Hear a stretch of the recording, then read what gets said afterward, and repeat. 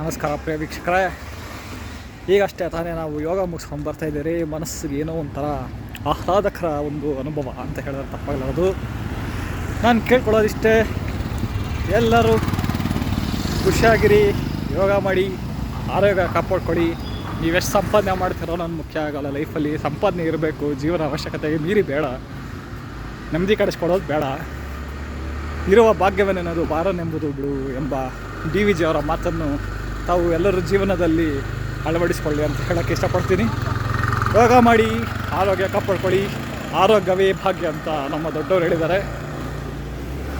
ತುಂಬ ದಿನಗಳ ನಂತರ ಯೋಗ ಮಾಡಿದೆ.